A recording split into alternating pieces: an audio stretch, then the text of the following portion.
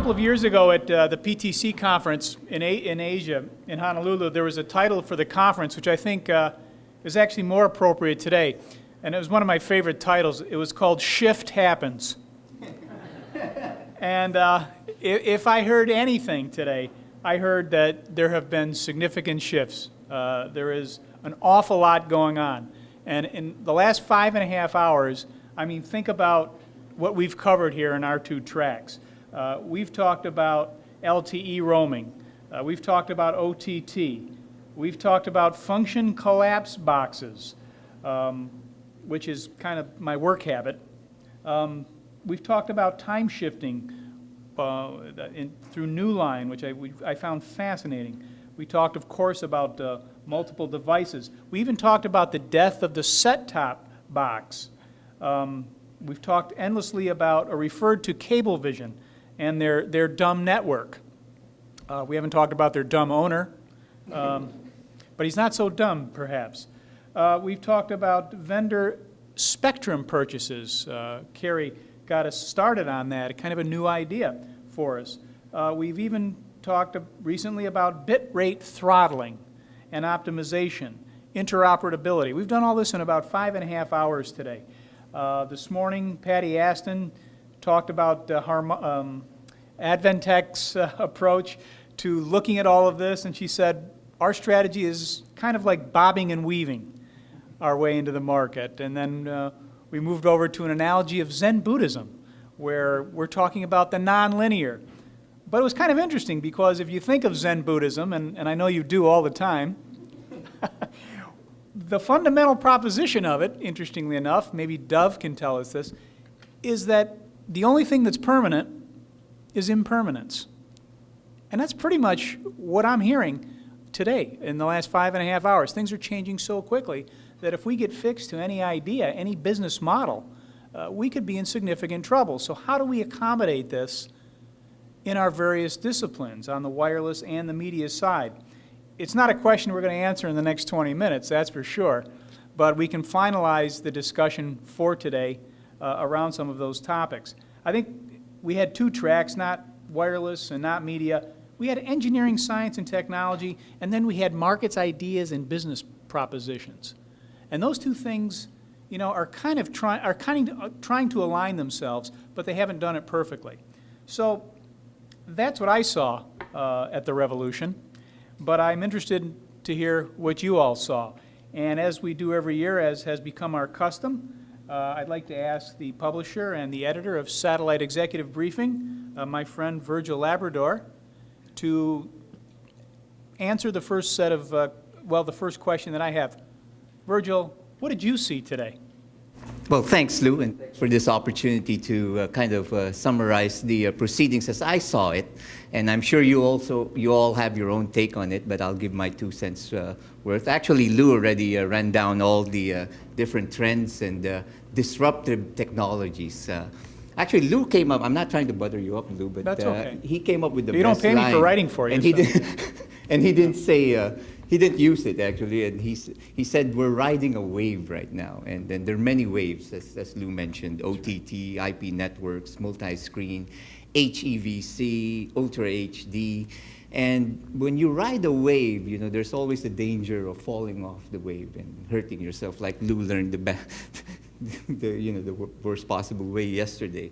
So what my take on this, all these disruptive technologies, is that it's important to have a strategy and to plan ahead. I attended mostly the broadcast sessions, but I did attend one of the wireless sessions, and one thing I took from the wireless session is that it's important to find the right network. And from the broadcast side of it is that, you know, we live in a multi-screen environment right now, and each one of those requires different formats and different technologies and one thing doesn't work with each other. Like, you know, if you try to put the video that was meant for a small screen on a big screen, it's just not going to work. So strategy is very important. The other thing that I took out of this is that the consumer is driving these trends.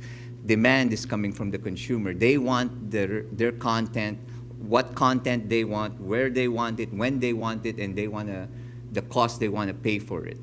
And the term tipping point came up. When is the tipping point? When do we see, these new technologies, OTT, social media, and all the others supplanting traditional broadcasts?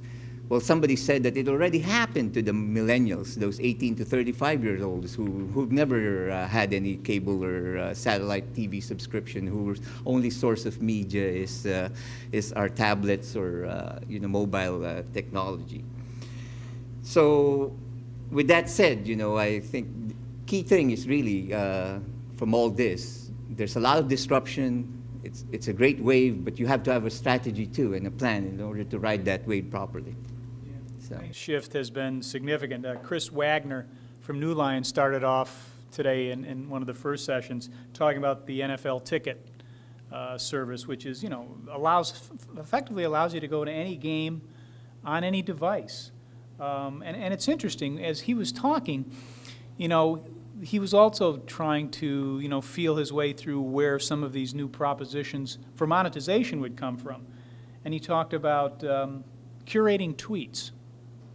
And when you think about that, there's another sort of thing that's been riding underneath all of our discussions today, which is big data, right? I mean, we're collecting tons of data. We just heard about how much video goes up to YouTube every minute. I mean, 35 hours of people French kissing their dog. I mean, it's incredible. But that's the world we live in. The question is, filtering that out for monetization purposes, and you ask yourself, well, is someone going to make a business out of curating tweets for the New York Jets? I mean, is that a business? And then does that move into other platforms? I don't know. I mean, but these are things that were being thrown out there today. And that's all very well and good for a certain type of consumer. But Carrie, this morning over at the wireless session, while the New Line discussion was going on, was saying something quite different. And this is an area where Globecomm, I think, plays very strongly, as Steve Yablonsky said, and that is serving that percentage of the human population that still constitutes 47% of the world's population. And that is the rural markets, the underserved markets, the telecom islands. In Asia alone, over the last 21 years, 1 billion people have moved from abject poverty to what would someday be a middle-class living. And yet here in the United States, we have to talk about trying to take control of spectrum so that these markets can be developed for us. Carrie, I'm going to pick on you first. You've had a chance to sit through a lot of other presentations today.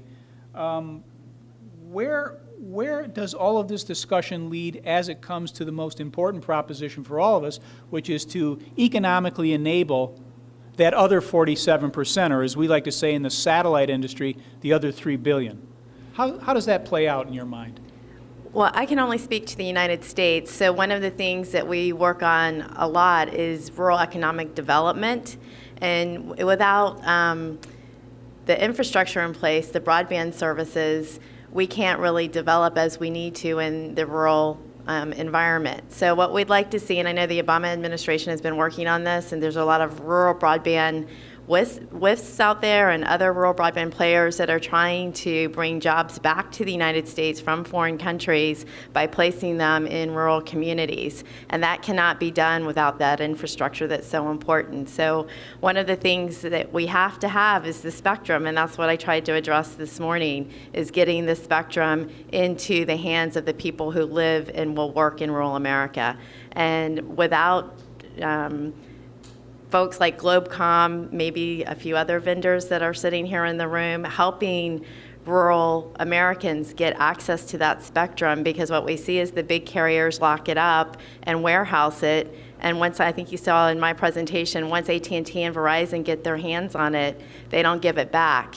And one of the things that we've come up with my group of carriers that I work with is the no piggy rule. And the no piggy rule says that Verizon and AT&T should not be able to have the glut of the low band spectrum, because that's critical to rural America and rural citizens.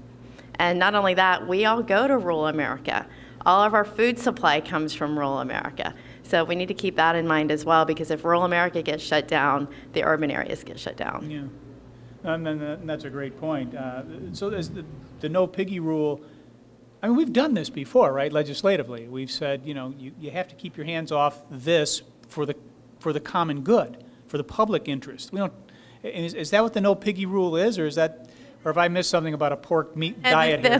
The no piggy rule is just that you come to the trough, the spectrum trough at auction, and we want Verizon and AT&T to have some of this new low-band spectrum because we want to see the ecosystem develop. And without Verizon and AT&T participating, with the number of subscribers that they serve, we won't see the ecosystem develop. But we don't need them to sit at the pit trough and hog all of the spectrum. So we had spectrum caps in place before, and the spectrum caps were legislated, and the FCC put those in place, and then they went away when we had our first auctions for PCS because everyone thought we were going to have this new glut of spectrum on the market, and we've gone through all of that spectrum. So we have one more chance at low-band spectrum, and once this is gone, you can't replace it. So I guess what I heard today, though, is you can do the small cells and try to expand capacity that way, but I don't know what happens in the year 2050 when broadband demand gets even greater. So. Well, that's a good question. Maybe we can turn to our friends at Sheridan Valley and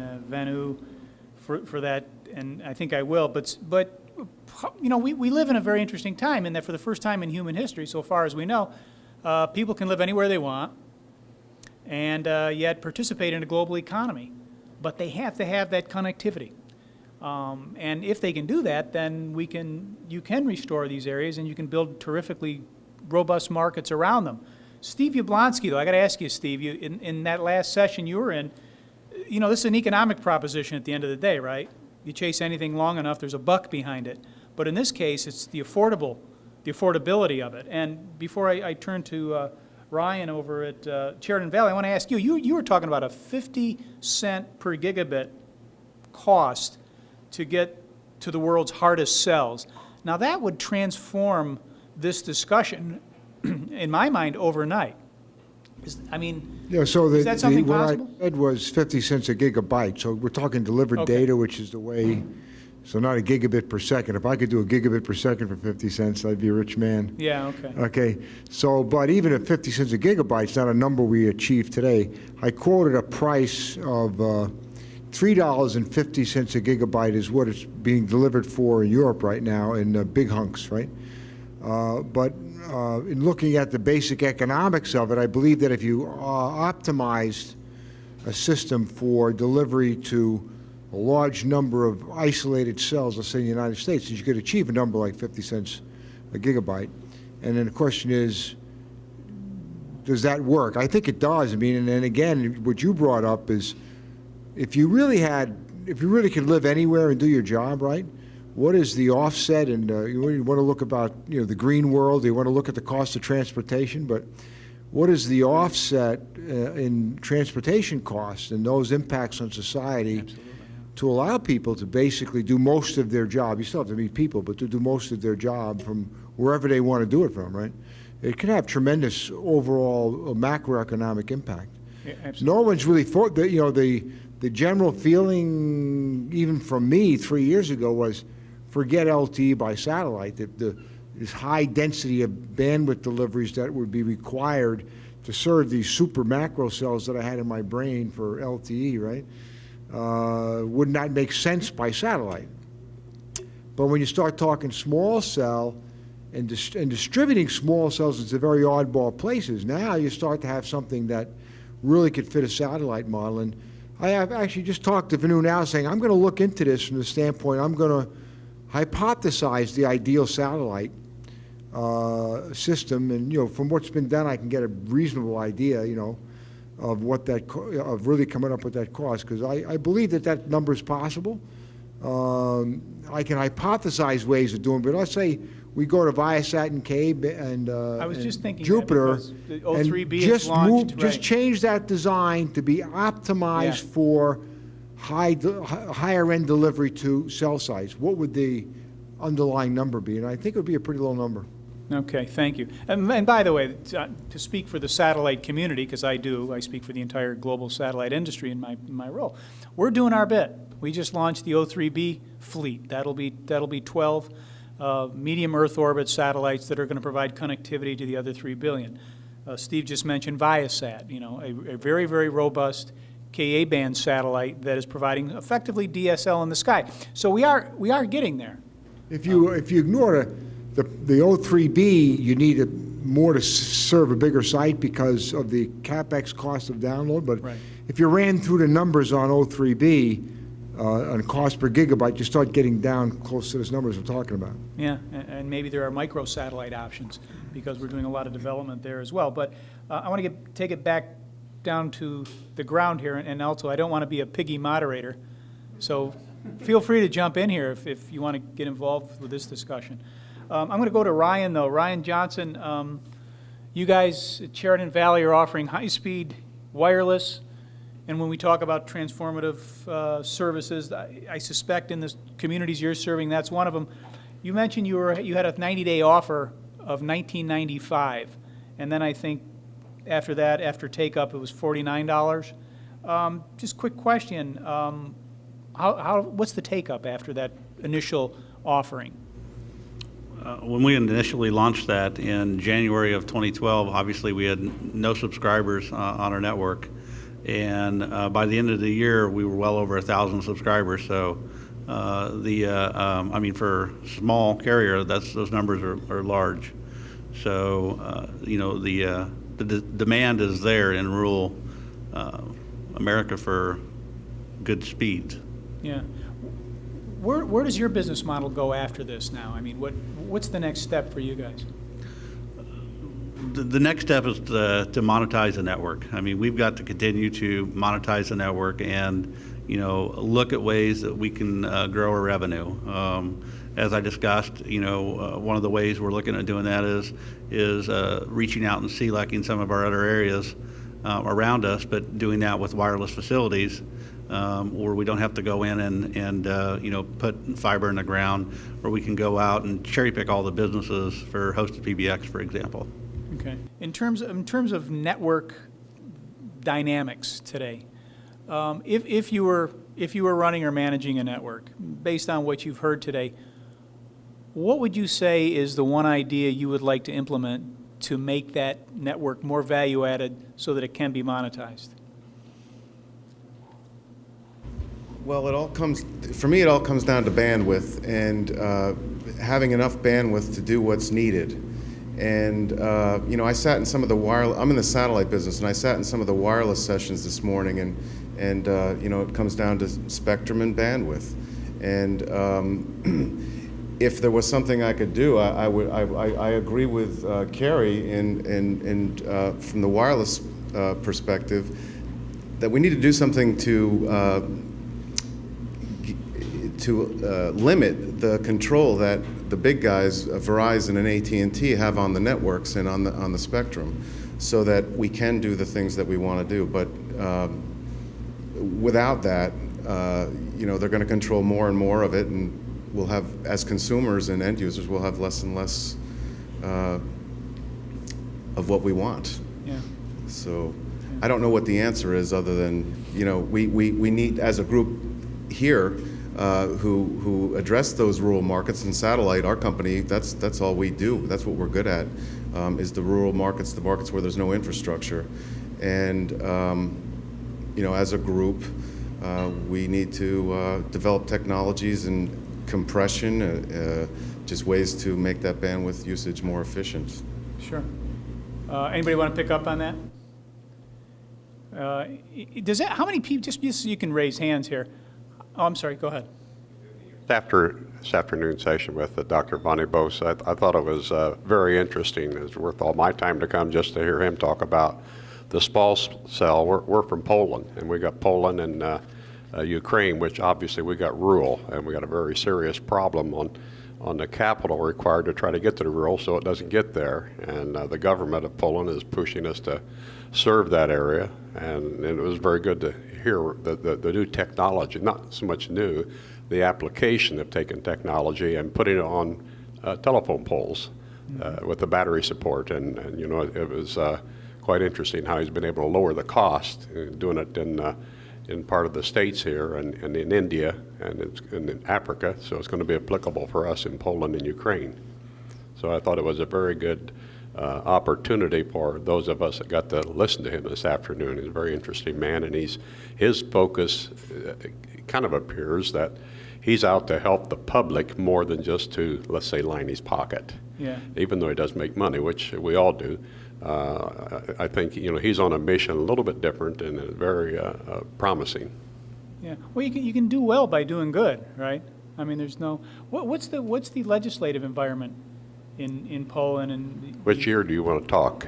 I mean, if you're trying to accomplish this now, because again, no, the future of their economies depends on the environment network. is stronger today because Poland has joined the European Union. They're not on the euro, they're still on the zloty, but the support from the European Union to help Poland, because it is a developing country, is greater today than what it was before. But still, as in any country, trying to get into those European funds is not an easy task. It may sound good on television. Try to get through that door. It's a pretty tight door at times. So, it's better than what it used to be in '86 and '87. It's better than what it was in the '90s. So the time is ripe for us. We tried it 5 years ago, and it failed because we couldn't get the capital funding. But now with listening to the program this afternoon, that avenue can be approached with a lot lower capital investment. And the government would be more in support of that. Do we need, we were talking about this today, I don't know if Ken Zita is still here. Ken, are you in the room? I guess not. We were talking about a global infrastructure, or at least national infrastructure funds. The Obama administration was talking about that during his campaign, where there would be an infrastructure bank, where those groups that needed to fund infrastructure to enable their local economies to be stimulated could do that. I mean, the World Bank kind of does that stuff. There are some large institutions out there. But do we need, I'll ask my friend from VANU, would a global infrastructure fund that allows people to tap in and to build their broadband networks in community by community, would something like that be viable? I don't. You just heard how hard it is to get in the European fund. I think getting into a global fund would probably be 100 times harder. How about national funds or regional funds? Yeah, regional, and there are, and Carrie Bennett mentioned some that are here in the U.S., and there are certainly a lot of funds with U.S. money to help Africa and things like that. So I think smaller, more regional funds are more appropriate because the problems are regional and they're different. Rural Africa is different from Vermont, is different from Poland, but they all need funds. So I think one monolithic fund would be a bad idea. Okay. It was interesting, though, to see how important this stuff plays out, especially in Eastern Europe. We studied Tallinn, Estonia, and after the last Soviet boot marched out of that country in 1991, they literally put almost 90% of their treasury on a stake, a bet on big information technology projects. They were going to rebuild that country's infrastructure very quickly, become a wireless domain, and they were literally driving laptops out to the countryside in pickup trucks to give them to farmers and to make the whole society IT literate within 5 years. And if you look at Estonia today, they do very well economically as a result. Their wireless technologies are more sophisticated than we have here. They had the first national vote in human history, all online. There were no polling places. You literally called in your vote, and it was very successful. It was encrypted, and there were no problems. Dave Hirschberg won the election. I don't know how that happened, but he's popular. But it was an incredible testament to some of the things that we're talking about on both sides here. Okay, final question. Someone had an interesting idea, and I can't remember the session, but they asked the question: how can we employ technology that we have and the cloud to address and mobilize and monetize slack economic resources? They gave an example of someone who had identified all of the forklifts that were sitting around construction sites around the country, and they were able, by a combination of satellite, to identify where they were, kind of like what we do on the Maersk project here at Globecomm, and made a business out of it. And so they were arbitraging the idle forklifts. So they were able to use capacity that was costing someone money and to monetize it.